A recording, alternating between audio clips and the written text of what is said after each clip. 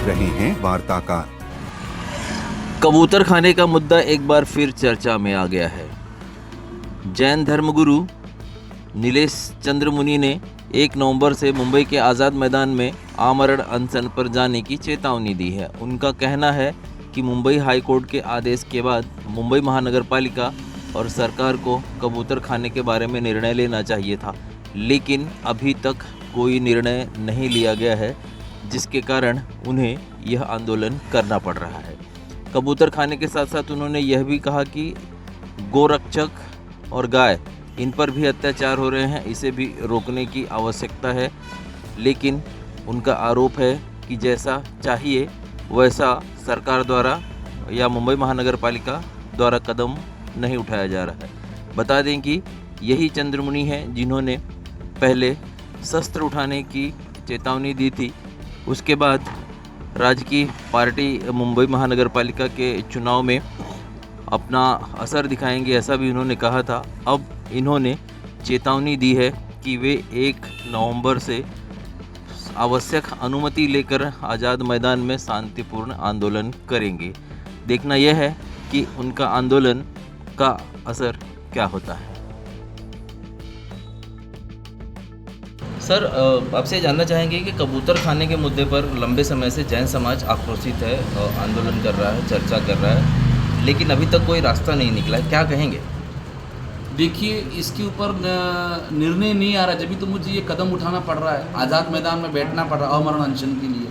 तो पूर्व के अंदर में मैंने 2 महीने से मैं बोल रहा हूँ, बस 1 तारीख से अमरण अनशन के लिए मैं घोषणा करता हूँ।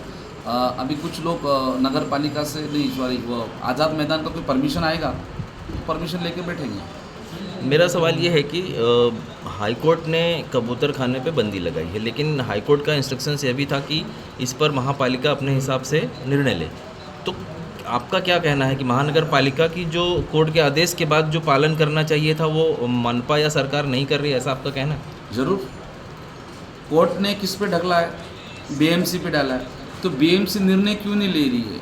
माननीय मुख्यमंत्री जी इसके ऊपर ध्यान केंद्रित क्यों नहीं कर रहे हैं? ध्यान केंद्रित करने के लिए तो आज़ाद मैदान के अमरण अनशन के लिए हमारा भगवान महावीर ये नहीं कहता है कि सिर्फ कबूतरों पे दया करो।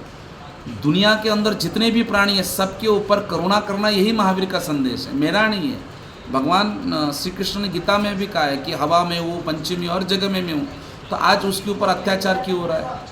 तो अभी जो आंदोलन है, एक तो गोरक्षा के लिए, दूसरा आंदोलन है मेरा कबूतर के लिए।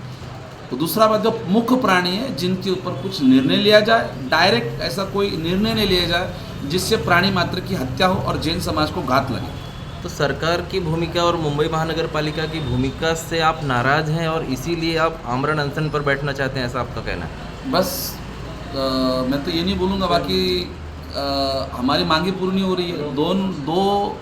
3 महीने हो गए, 3 महीने के अंदर कितने कबूतर खाने हुए? चलो, दादर खाना एक विवादित स्थल है, प्रॉब्लम है, किसी को प्रॉब्लम, वो बंद करिए।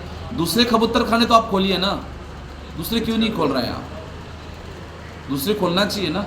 आपको क्या लगता है कि इस पूरे मामले को लेकर कहीं न कहीं राजनीति भी हो रही है? देखिए, मैं तो धर्म की दृष्टि से देखूंगा, और जो राजनीति की दृष्टि से कोई राजनीति या खेल रहा है, तो इसके जो राजनीति जो कबूतर के साथ खेल रहा है, गाय के साथ खेल रहा है, धर्म के साथ किया, तो आने वाले बीएमसी के चुनाव के अंदर इनको इसका भारी भुगतान भोगना पड़ेगा। कैसे, मतलब क्या करने वाले हैं आप लोग क्या करेंगे? देखिए, जो जूदिया पे करुणा करेगा, जूदिया पर दया करेगा, जो प्राणियों की रक्षा के लिए करेगा, हम उन्हीं को सपोर्ट करेंगे। ये जो आप आमरण अनशन की बात कर रहे हैं, इसको लेकर के क्या मांग है आपकी? जो प्रमुख जो मांग है, 2 मांगों क्या है? 2 मांग। इस सृष्टि पर सब प्राणियों का जगने का अधिकार है, तुरंत कोई कार्रवाई उसके ऊपर नहीं हो। पहली बात तो हाई कोर्ट ने आदेश दिया है बीएमसी के विरुद्ध, बीएमसी इसके अंदर कोई निर्णय ले। दूसरी बात एक मांग है। दूसरी बात, जो गौरक्षा के ऊपर हल्ला हो रहा है उसके ऊपर माननीय मुख्यमंत्री जी चिंतन करें, जिसको गौ माता राज्य माता घोषित किया है, माता ही सुरक्षित नहीं है। साथ में जिस माँ की रक्षा करने जो गौरक्षक वो सुरक्षित नहीं है।